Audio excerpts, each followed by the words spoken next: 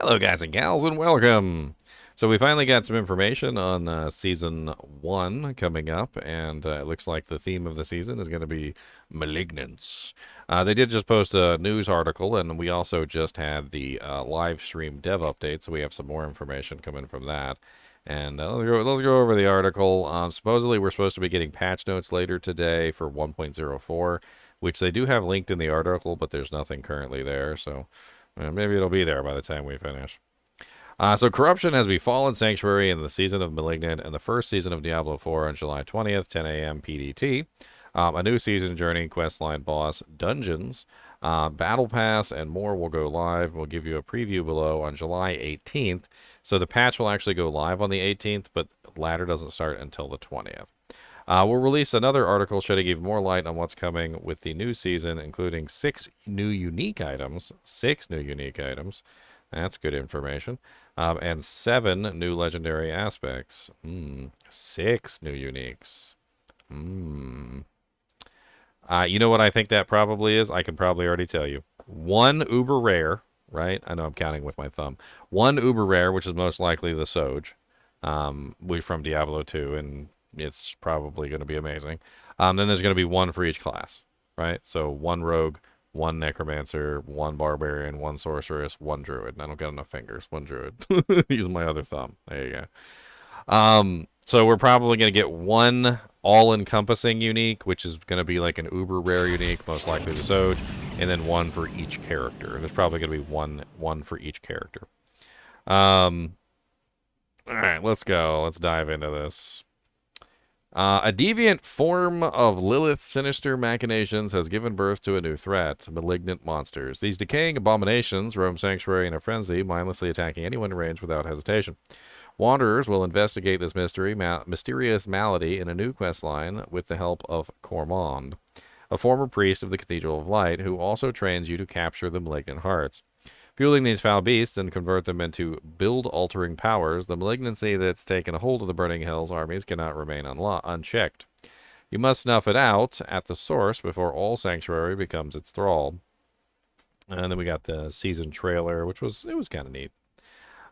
Transmute malignance into vengeance. To keep up with the relentless animosity of malignant monsters, you'll need to turn their hearts against them. Slaying partly corrupted enemies, a type of malignant monster, will drop a malignant heart. These can be captured by performing a ritual with the Cage of Binding, an item acquired during the season's questline. Partly corrupted enemies are unruly sort and won't go down easily. Trying to capture the heart will cause the partly corrupted enemy to be reborn as a fully corrupted enemy. If defeated, these amalgamations of rot will drop a version of the malignant heart that can be placed into a special infested sockets in your jewelry in a place of a normal gem. Our first season will introduce 32 malignant hearts across 4 categories that provide new unique bonuses. As you encounter more menacing malignant creatures, so too will the strength of their malignant hearts grow. There's much more to share on the season's theme, and we cannot wait to do so in the future. One of the best places to acquire Malignant Hearts is in the new Malignant Tunnels, which is basically new dungeons. Highly replayable dungeons teeming with fearsome foes to eradicate. Scour this dank system of tunnels for catalysts of malignant monsters. Go toe-to-toe against Varshan the Consumed, the newest boss battle, if you dare. How seasonal characters work. With the season, the Malignant beginning July 20th, we wanted to take a moment to equip you with everything you need to know about seasons. To participate in seasons, a new character must be made on the seasonal realm. You do not need to purchase a battle pass or any add-ons to play the seasonal content, but you must have completed the campaign on either the Eternal Realm or the Seasonal Realm with at least 1 character.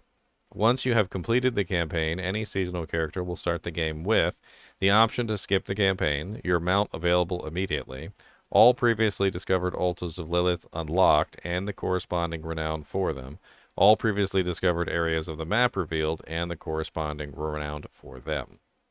Once the season has ended, the character you made and its progress will be transferred to the Eternal Realm. All items you collected, including your seasonal stash, will be transferred too.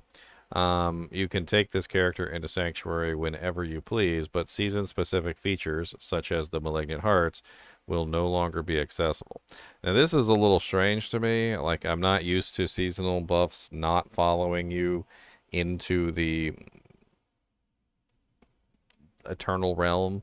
Like I thought the entire purpose of seasons was literally so that the buffs and things that you obtain during the seasons would then transfer over to the non-seasonal realm, and then you could just play around with those buffs basically at your own leisure, like testing things out and whatnot. It does seem a little odd that they're introducing things that are only going to be in seasons and will not transfer over to non-season later on. So the Eternal Realm is not going to get a Malignant Hearts no matter how long they wait, unless they deem it as something that they want to add into the regular game. They basically said that they may introduce some of these seasonal things into the full version of the game, the Eternal Realm, if they deem it, like possible or something. I don't know. It's weird. Our belief behind seasons. Seasons provide us with an opportunity to introduce innovative gameplay mechanics into Sanctuary for a limited time. Because season reset, we can create crazy fun season themes in a vacuum without needing to worry about the balance in the mechanics introduced in the past or future seasons. We start from a strong Eternal Realm baseline and build on top of it. Seasons are also a place for players to explore and tinker. We encourage you to try a new class or different builds for a class you've grown fond of. Our seasons are a chance to get creative while demolishing demons. Additionally, seasons present an equal playing field. Our seasons are designed for new characters to conquer the nightmarish challenges brought on by a season's theme and to progress through seasonal journey together. Earn rewards with the season journey and the battle pass. So this is the season journey window, which looks very similar to Diablo 3's season journey window, by the way. As you hunt down malignant monsters for their build-enhancing hearts, partner with Cormon to discover the source of the corruption. You'll earn rewards from the season journey and the battle pass. The season journey is broken into chapters with tasks to complete, and as you progress through the journey, you'll earn rewards befitting Sanctuary's Defender, such as new legendary aspects, a mastery title, and a Scroll of Amnesia, which provides a free skill and Paragon board reset. The journey also provides Favor, the resource used to climb through the Battle Pass tiers, which is also earned naturally by playing the game, whether it be killing monsters, completing quests, and more. I'm really interested in the legendary aspects. I'm curious as to what those are going to be. That should be interesting. I don't really too much care about the Scroll of Amnesia, but it'll be nice to have one, I guess. The season of Malignant Battle Pass begins on July 20th, same time as the season 1, and hosts 90 tiers, 27 free tiers, and 63 premium tiers. Smoldering ashes are earned from the free tiers, which can be spent on seasonal blessings that provide you with a bonus to earn experience, gold, opals, and to blow whatever blessing you choose. We went over the blessings earlier, but they basically have things like increased elixir duration, experience points, extra gold from selling items to the vendors. There's also one that gives you extra malignant heart drops, which is interesting, or more powerful malignant heart drops. If you get the premium battle pass, not only the rewards from the free tiers will be yours to wield as you choose, but awoken armor sets, mount and mount armor, and platinum, and more await you. If you purchase the digital, deluxe, or ultimate edition of Diablo 4 and want to redeem your battle pass for this season, navigate to the season section of the shop and select the option to activate your battle pass. So if you guys are unaware, if you purchased the digital deluxe or the ultimate edition, it came with a free battle pass. So you don't have to purchase that battle pass. So once you purchase the original version of the game, like you're already done. Like you have the battle pass for the first season. It came with it. You just have to go activate it, is basically what they're saying. So you're going to have to go activate the battle pass that you purchased.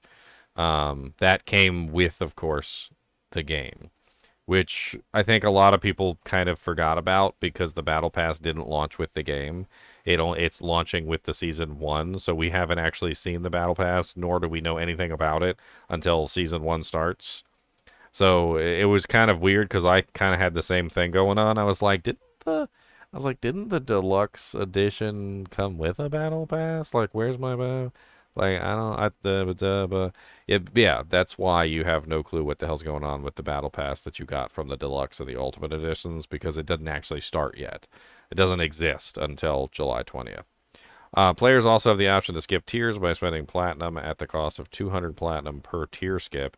Keep in mind that your tier skips might unlock tier that rewards smoldering ashes, but you must meet the minimum requirements. So this is one of the things that I'm worried about right here. So they're basically letting people tier skip to the smoldering ashes, and the smoldering ashes are actually buffs that can make your character stronger. Obviously, experience points gain is a huge thing. It's going to make your character level up quicker. The elixir thing is actually pretty nice too, because it allows you to use those really rare elixirs, the ones that are like, you only find like 2 or 3 of them. You can get those and you can use those for longer. I don't really necessarily like this. I don't like that you can tier skip to the smoldering ashes. The smoldering ashes should be free only. I don't know why they decided to do that. I think it's stupid. They do have a level requirement on them, though, which does require you to actually hit the minimum level to get that reward, which I guess is better than nothing. So the player can't just unlock the smoldering ashes and then use them at level 1. They actually have to level up to the level requirement of the smoldering ashes before they can use them, which might work out the same to a player who's actually actively working and leveling up their character. I don't know. Acquire hellish new looks from the shop. We're dialing up the heat in the shop with new equipment, armor, and accessories, mount and armor bundles. Honestly, they need to add some Diablo 2 stuff. I would probably actually spend some money in there if they had some Diablo 2 cosmetics.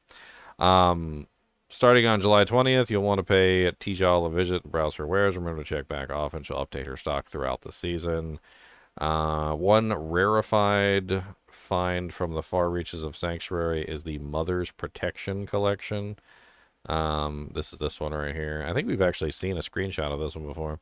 Kind of reminded me a hell of a lot of, what do you call it? Lord of the Rings Online.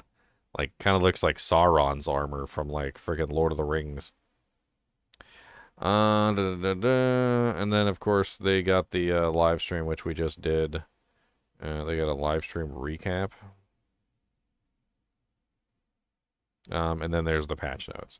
So the patch notes are not currently live, and I will be reloading this page like multiple times until eventually they do go live. But there's nothing I could do about it. I will probably be covering the patch notes as soon as they go live as well. So be sure to tune in for that. The patch notes are always fun to go over. Obviously, 1.03 was a pretty big patch, but they said 1.04 is actually going to be a pretty big patch too. It's not going to be as chunky as 1.03, but it apparently does have some pretty important changes in it. So tune in for that later.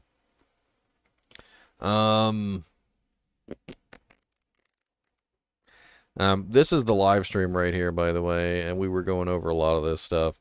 They did give us a peek at this is one of the Malignant Hearts right here. It says critical strikes electrically charge the enemy for 2.89 seconds, causing lightning to arc between them and any other charged enemies, dealing 64 lightning damage. I wouldn't pay attention to that 64 lightning damage because look at the level requirement. It's level 20. So this is scaled to a level 20 character. If you guys are unaware of this, characters actually have an item power attached to their level, which is very specific. And I've been trying to actually figure this out, exactly how much item power each character has at a specific level. But when it comes to flat damage numbers scale very badly with levels. So the lower level you are, the worse they are. And you got to level up your character before those damage numbers go up. And since they have everything tied to your character level, when you find a Malignant Heart at a lower level, it's going to be basically garbage at that point. Also notice up here it says a heart can be placed into a piece of gear with a heart already socketed into it. This will destroy the original heart. It's kind of interesting. I think they showed us a couple of the hearts. I can't remember if they showed us more than one.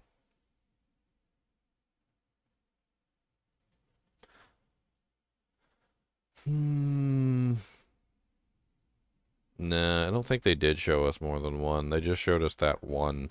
So there's 32 different ones that are going to be coming, and that's just one of the 32.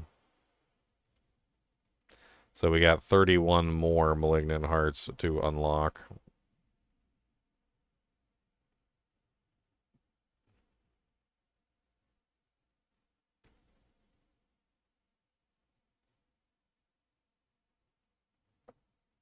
Yes, they went over all of the transmog stuff, and they basically said that all the transmog will carry over between all the characters. Um, Season 1, Eternal Realm, anything you have unlocked right now will join you in the Season 1, all sorts of stuff. So that's the caged heart right there. And basically what happens is you click on the caged heart. Once you click on the caged heart, it spawns a bunch of monsters around you. And you got to fight the enhanced monsters. Um, Eventually you end up with your little power here. I mean, it's kind of interesting because it gives us more things to do with the sockets than just simply what we had before, which wasn't really like the current socket usage isn't the most amazing. There also seems to be a resource associated with these hearts, as you can see there. See, it says +1 vicious malignant ichor. I'm pretty sure that has to do with crafting.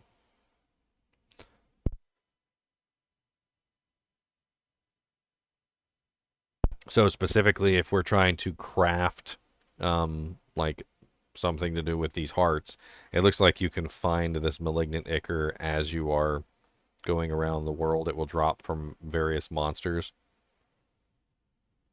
And it seems to be related to the color as well. So, like, specific pieces are different colors than others.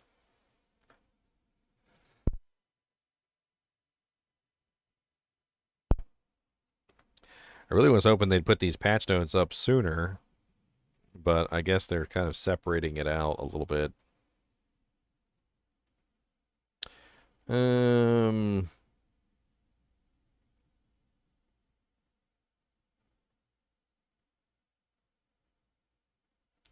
there's more in here. There's always more. Oh yeah, this right here. So this was kind of interesting. So they basically said the sockets are going to have colors, right? And then there's going to be specific powers attached to specific colors. So you're going to be looking for, like, for instance, a blue heart or a white heart or a red heart, etc. Well, there's going to be these dungeons apparently where you're going to have these spaghetti and meatball looking things, and there's going to be two options. There's going to be a blue one, and there's going to be a white one, or there'll be a red one and a white one, or whatever. And basically, you're going to go up and you're going to choose which one that you're going to kick, right? So you're going to kick the color that you want the monster to be so that you can try and get the drop that you actually want. So in this particular case, he kicked the kind of like bluish purple one, which turns the malignant growth into a blue purple monster. And then when you kill him, he will drop that particular color Doojank. Which it's kind of interesting because at least then you'll be able to get a better drop rate on the ones that you're trying to obtain, which isn't terrible. So in this particular case, he's trying to specifically obtain the blue purple one, which I don't know what they're all called. The red one seems to be called Vicious. That's the red one. And then here you have, see, collect a Malignant Heart available after completing or skipping the campaign. I mean, these are the aspects right here. So we already know that 4 of the aspects that we're going to get access to are going to be offensive. You got 1, 2, 3, 4 of them are offensive aspects, and they did give us a peek at some of the aspects. It was in here. They basically just kind of held the mouse over the aspects, and they showed us 2 of them. So we got to see this one, which is charge calls forth 4 ancients who also charge, dealing 50% of nominal damage. So that's a barbarian one. And then there was one in here which was druid. That's a druid one. Poison creeper active. Poison creepers active also cast landslide in a circle around you. Earth skills deal 10% increased damage to poisoned enemies. That's a really interesting one. Poison creepers is really powerful. If you haven't given poison creeper a chance on the druid, I definitely recommend giving that one a shot because it's a really powerful ability. We didn't get to see the other 3 down here, unfortunately, but I would assume that there's one for every class. So probably barbarian has 1 rogue, necromancer, sorceress, rogue, etc. And basically there's probably also 1 or 2 that are like more account wide. I think that's pretty much everything. I'm gonna obviously be looking for these patch notes. It'd be nice to find these patch notes. But that's pretty much everything that they showed us for the most part. There was a lot of stuff in here about Diablo Immortal, and nobody cares about that. They did briefly cover inventory tension, which, I mean, that's nice. They didn't really say what they were gonna do. They were like, "We hear you. Like, we're sorry, we can't do anything right now, but we're definitely looking into it, and we're gonna do what we can." I would definitely like to see some changes to the inventory tension. The inventory tension is terrible in the game, but that is the official launch date for season 4 or season 1. Sorry, season 1 of Diablo 4. I was thinking Diablo 4 when I said that, and we're gonna get a sneak peek at it on the 18th. So we get to play around with some of the stuff apparently beforehand, but obviously not the malignant part of it because the malignant part of it apparently is not carrying over to Eternal Realm, which is a little strange. Um. Anyway, as always, I do appreciate you guys and gals watching my videos. I'm gonna go ahead and end it here, and we'll pick this back up later when the patch notes come out. I'm gonna take a quick break myself because Mr. Kubus the Monster Dog's got to take a pipadoodles, and I got to take a pipadoodles. I'll see you guys when the patch notes launch.